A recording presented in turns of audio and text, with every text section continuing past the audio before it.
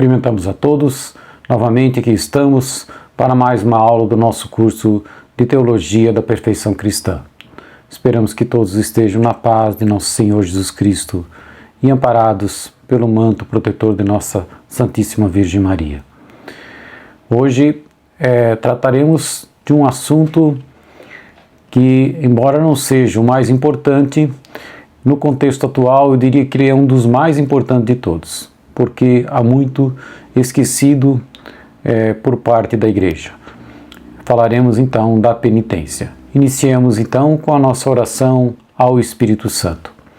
Divino Espírito Santo, amor do Pai e do Filho, inspirai-me sempre o que devo pensar, o que devo dizer, o que devo calar, o que devo escrever, como devo fazer para obter a vossa glória, o bem das almas e minha própria santificação. Glória ao Pai, ao Filho e ao Espírito Santo, como era no princípio, agora e sempre. Amém. Penso que dificilmente alguém que me assiste poderá lembrar, pelo menos nas missas tradicionais, nas missas comuns, algum sacerdote falar na igreja sobre penitência. É muito difícil. Quando muito, na Semana Santa, alguns abordam algum tópico ou outro. E hoje veremos a sua importância e a necessidade. O padre Tanqueray, do nosso livro-texto, já vai dizer que a penitência depois da oração é o meio mais eficaz de purificação da alma das faltas passadas e até mesmo de prevenção das futuras. Então já faz uma conexão direta. O mais importante, sem dúvida, a oração. O segundo, a penitência. Já de antemão vamos colocar uma aparente controvérsia que existe nas traduções bíblicas.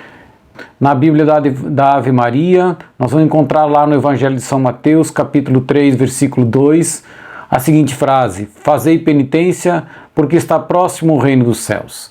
E esse mesmo versículo, na Bíblia de Jerusalém, nós vamos ler: arrependam-se, pois o reino dos céus está próximo. Então, uma diz: fazei penitência, a da Ave Maria, e a Bíblia de Jerusalém diz: arrependam-se.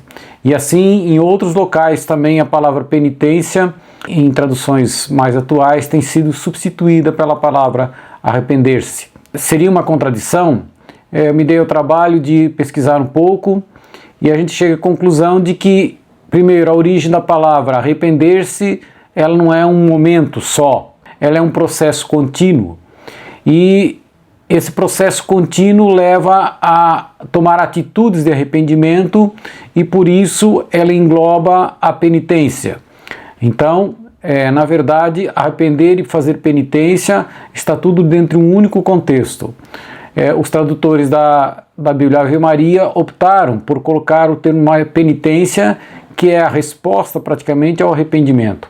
E os mais novos, pelo arrependimento, que é um ato, digamos assim, intelectual, de sentimento de arrependimento que precede o ato de penitência. Mas os dois não podem fugir do contexto. São as duas coisas que são englobadas no mesmo conceito. A penitência é, antes de tudo, um ato de justiça. Por quê? Porque ofendemos a Deus e, por isso, temos o dever de reparar o mal que fizemos. E a gente cumpre esse dever pela penitência. Vejam um exemplo que aconteceu na conversão de Zaqueu, no Evangelho de Lucas, versículo 8. Zaqueu de pé disse ao Senhor: Senhor, eis que eu dou a metade dos meus bens aos pobres, e se defraudei alguém, restituo-lhe o quádruplo. E Jesus lhe disse: hoje a salvação entrou nesta casa, porque ele também é um filho de Abraão. Então veja que Zaqueu, ao arrepender-se, converter-se, imediatamente quis reparar o mal que fez, devolvendo inclusive a mais do que tinha fraudado, se eventualmente tinha fraudado. E Jesus disse com essas palavras: hoje a salvação entrou aqui. Então não é simplesmente o ato de querer voltar-se para Jesus, mas o ato de reparar o passado e que se fundamenta a penitência. Com base nisso, o padre Tanqueray vai definir a penitência como uma virtude sobrenatural derivada da justiça, por ser o pecado uma ofensa a Deus, e inclina o pecador a detestá-lo, a formar firme propósito de evitá-lo no futuro e de repará-lo. A penitência compreende 4 aspectos, né? O primeiro é a consciência de que o pecado é um mal e por isso detestá-lo, por isso ter aversão ao pecado. A segunda é um ato de tristeza, de contrição, que, digamos assim, afeta muito mais o nosso intelecto, o nosso sentimento de tristeza e contrição por ter pecado e mais ainda, pela constatação de que os vestígios do pecado estão em nós, criou as nossas más inclinações. Continuamos tendenciosos a pecar se não lutarmos contra isso. No terceiro aspecto é uma resolução e um firme propósito de evitar o pecado, né? Fugindo das ocasiões que possam nos tentar e que nos possam fazer cair em pecado. E o quarto é justamente o que nós vimos falando, que é reconhecer o pecado como sendo um ato de injustiça e determinar-se a reparar o pecado e expiar por sentimentos de pesar e obras de penitência. Então aqui de novo o sentimento de pesar e as obras de penitência. O pecado, na verdade, é antes de tudo uma desobediência, uma ofensa contra Deus. É um preferir a nós mesmos do que a vontade de Deus. Sabemos a vontade de Deus e, no entanto, preferimos o nosso prazer, a nossa satisfação pessoal. Vai dizer Santo Tomás que o pecado é um ato pelo qual nos afastamos de Deus, nosso fim último, apegando-nos livre e desordenadamente a algum bem criado. Então criamos um apego que nos traz algum tipo de satisfação, seja ela de ordem moral, seja ela de ordem material, e preferimos essa satisfação à vontade de Deus. Então, o pecado, em primeiro lugar, o pecado mortal é um mal, mas na realidade é o único mal que existe na face da terra, né? Porque todos os outros males são somente consequências do pecado mortal ou a punição pelo pecado. E o pecado venial deliberado, aquele que proposital, é um mal moral que em si, depois do pecado mortal, é o maior de todos os males. Sobre isso, como já falei, dá uma consultada na aula número 13 ou no nosso livro-texto. Sobre essa questão do pecado venial, ainda teremos um pouquinho mais a comentar, porque muitas vezes não se dá a importância devida ao pecado venial deliberado. O padre Tanqueray vai citar um texto de um padre chamado Lallemant, e esse padre vai dizer: a ruína das almas decorre da multiplicação dos pecados veniais. A consequência disso é a cegueira espiritual, a fraqueza, as quedas frequentes, o hábito de pecar, a insensibilidade, porque tão logo o apego a essas faltas concretiza-se, passamos a pecar sem o sentimento de que pecamos. Então, o pecado venial reiterado, quer dizer, a gente às vezes acaba, mas isso aqui é só pecado venial. Mas se assentimos nele e continuamos praticando, ele vai nos enfraquecendo, nos debilitando, tirando todo o nosso fervor, obscurecendo a nossa visão e, por fim, acabamos nem sentindo que estamos pecando e acabamos deslizando para o pecado mortal. Às vezes são tantos os comportamentos que a gente nem se dá conta que são pecados veniais. Vou fazer alguns exemplos para ver tantas coisas que fazemos, às vezes são pecados veniais e nem percebemos. Julgar, falar mal dos outros, utilizar palavrões, costume de reclamar, costume de murmurar, muita vaidade, idolatria do corpo, escutar músicas sensuais, assistir programas sensuais ou programas violentos, costume de mentir, costume de ficar irado, de elevar a voz, de ser grosseiro, principalmente dentro das famílias, de costume de vestir-se sem recato, costume de olhar para o corpo dos outros, né, principalmente o homem em relação às mulheres, apego excessivo aos bens materiais, comilanças, muita bebedeira, preguiças, etc, etc, etc. Tudo isso não um isoladamente, mas um conjunto de vários desses, consentidos e não sendo combatidos, vão fazendo-nos perder o fervor pelas coisas de Deus e acabamos entristecendo o espírito, como a Bíblia fala. Ou seja, perdendo todo o nosso fervor e acabamos caindo no pecado mortal. O pecado, na verdade, é uma injustiça para com Deus. Então essa é a primeira das razões de penitência. Por que é uma injustiça? Porque retira de Deus uma parte da glória que ele tem direito. A minha alma glorifica o Senhor, diz Nossa Senhora. Nós somos criados para a glória de Deus. E fazemos o contrário. conspurcamos o nome de Deus porque nós, como criaturas, devemos reluzir a Deus e não o fazemos. Então, é como se furtássemos essa glória de Deus e por isso é uma injustiça. E assim, essa prática exige uma reparação, que é render a Deus a honra e a glória de que privamos a Deus. E como essa ofensa, no fundo, ela é infinita. Veja que quanto mais alguém nos ama, mais o nosso pecado contra ela é grave. Assim, às vezes um mesmo pecado, por exemplo, falar mal de uma pessoa qualquer, tem uma gravidade. Falar mal da própria mãe é muito grave, porque a nossa mãe nos ama muito. Então, pecar contra Deus que nos ama infinitamente é infinitamente culpável. Então, não existe reparação possível para esse pecado. Assim, essa reparação deveria ser infinita, mas a gente vai acabar fazendo dentro das nossas possibilidades e com a ajuda de Jesus, como já veremos. E por causa dessa infinitude, ou seja, que nunca termina, também estamos obrigados a reparar, ou seja, expiar esse pecado toda a extensão da nossa vida, durante toda a nossa vida, sem nunca parar, sem nunca cessar.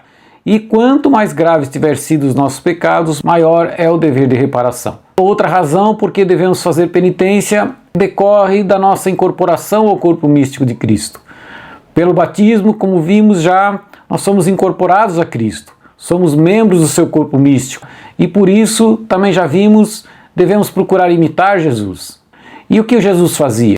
Como diz em Isaías, o Senhor fazia recair sobre ele, Jesus, o castigo das faltas de todos nós. Jesus reparando o pecado, fazendo cair sobre ele o pecado dos outros.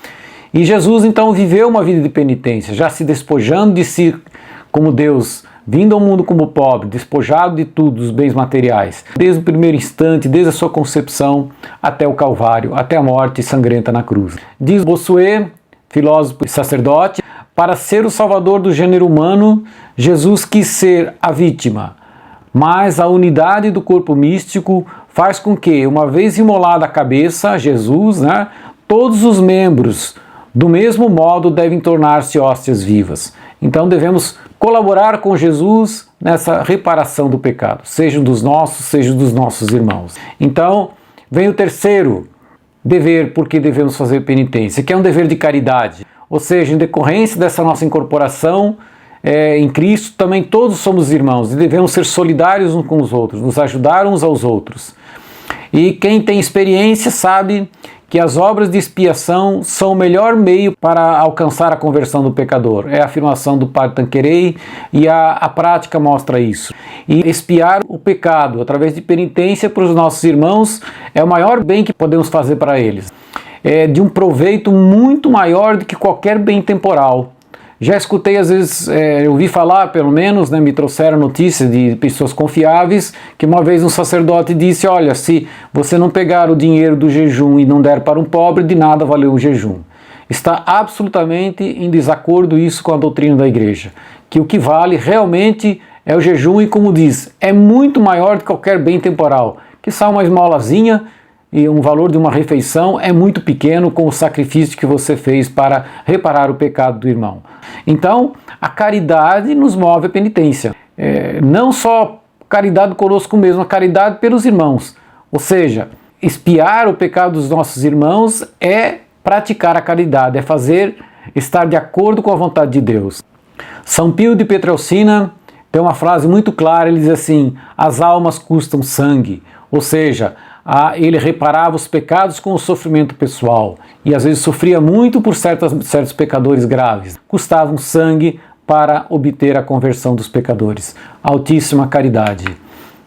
Agora, é claro que muitas vezes é difícil, a penitência é difícil. Então, para facilitar o cumprimento disso, é que a gente vai convidar Jesus penitente que vem viver em nós por meio do Espírito Santo. Então a penitência, ela deveria ser infinita, porque infinito é o pecado. Mas também a reparação de Jesus é infinita. Então convidamos a Jesus a vir ser penitente conosco. Monsenhor Ollier, da escola francesa do século XVII, vai dizer, com determinação, fervor e perseverança, peçamos ao Espírito Santo que nos conceda esse espírito de penitência, com a humilde confiança de sermos atendidos. Toda penitência exterior que não proceda do Espírito de Jesus Cristo não é real e verdadeira penitência. Então, temos que convidar sim a Jesus a ser penitente conosco, e em nós e conosco. Bem, além da penitência, é claro que temos a nossa parte sentimental, o nosso intelectual de retorno a Deus. E esses sentimentos que também devem acompanhar a penitência. E quais são esses sentimentos? Nós vamos encontrá-los principalmente nos Salmos, e mais especificamente no Salmo 50. Então o primeiro deles é a lembrança constante e dolorosa dos meus pecados. No versículo 5 do Salmo 50 vai dizer: porque eu reconheço a minha culpa e o meu pecado está sempre diante de mim, diante da minha face. Então é o reconhecimento do pecado. O segundo sentimento é um desejo de ser puro, de ser purificado com o sangue de Jesus. No mesmo Salmo 50 vai dizer: lavai-me totalmente de minha falta e purificai-me do meu pecado. Então é querer ser puro, querer se purificar, não querer pecar mais, né? O terceiro é um sentimento de humilhação, de confusão. O Salmo 68 vai dizer: a confusão cobre o meu rosto. Ou seja, sermos realmente envergonhados do que fizemos e constrangidos porque Deus nos deu tanto e nós ainda o ofendemos. Então, o sentimento de confusão que eles chamam, com sentimento de humilhação. Então, essas obras de penitências, por mais penosas que sejam, tornam-se mais fáceis quando trazemos conosco o pensamento de que estou fazendo tudo por amor a Deus e amor ao próximo. E que mais ainda? Que estou escapando do inferno, ou escapando do purgatório, se a gente faz bastante penitência, né? Se não fosse a misericórdia de Deus, eu já estaria lá no inferno. Por que tantas vezes pecamos, né? Partimos então para as obras de penitência que a doutrina estabelece. Quais são as obras de penitência? A primeira é aceitar, no início com resignação, depois de coração, até com certa alegria e por fim até com júbilo, todas as cruzes que Deus nos envia. Então Deus, na vontade de beneplácito, né, que Deus nos envia os sofrimentos que nos vêm no dia a dia, se oferecemos aquilo em penitência por nossos pecados, em reparação pelos nossos pecados, pecados dos nossos irmãos, é uma obra de penitência. O Concílio de Trento definiu que é uma grande prova do amor de Deus por nós, que Ele aceite a paciência com que suportamos os males temporais que nos inflige, como satisfação dos nossos pecados. Então o próprio concílio definiu que a aceitação dos sofrimentos que temos no dia a dia, que Deus nos permite que aconteça por nós, é uma graça de Deus que Ele aceite como satisfação dos nossos pecados.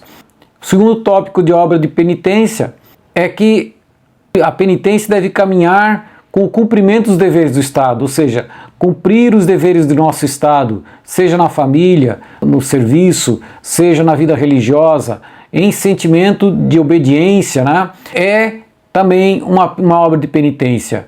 Tem várias passagens na Bíblia que diz que a obediência é melhor que o sacrifício. E por quê? Na verdade, a penitência é sacrificar a vontade, a obediência, é sacrificar a vontade própria. Um dos sacrifícios mais difíceis, sacrificar a nossa vontade. Por isso ele vai dizer a obediência é melhor que o sacrifício, obviamente porque estou sacrificando a própria vontade, que é muito difícil. Além disso, em termos de obras de penitência, há algumas que são muito recomendadas na Sagrada Escritura, como o jejum e a esmola. Vou falar primeiro um pouquinho sobre a esmola, né? A esmola é uma obra de caridade e uma privação. Então, por causa dessas duas razões, ela tem grande eficácia. Dar esmolas. Não recusemos esmolas aos pobres. Não adianta pensar o que ele vai fazer com a esmola. A menos você tenha certeza absoluta, total e concreta que ele esteja mentindo, então talvez seja o caso. Ainda depende muito da situação. Mas uma vez dando esmola para um pobre, ele repetiu a esmola a segunda vez, eu falei outra vez você, ele me disse, eu como todos os dias. Se o pobre é drogado, se bebe ou não, se o mendigo é drogado ou não, a verdade é que ele também come. Então não sabemos se naquela hora ele quer comer, ou quer beber, ou quer se drogar. E não temos esse dever de ficar julgando. E no livro de Daniel vai dizer, agora lhe dou um conselho, pague os seus pecados com obras de justiça e os seus crimes socorrendo aos pobres. Então é uma obra reparadora, socorrer aos pobres, reparadora dos nossos pecados. E por fim vamos falar então do jejum. Já no Antigo Testamento era um dos grandes meios de expiação. Nós vamos ver isso lá no livro do Levítico, no capítulo 16, nos versículos 29 a 31. Mas também no Novo Testamento, nosso Senhor jejuou 40 dias e 40 noites, dando-nos exemplo. Ele mostrou aos apóstolos que lá em Mateus 17, que certos demônios só se expulsam pela oração e o jejum.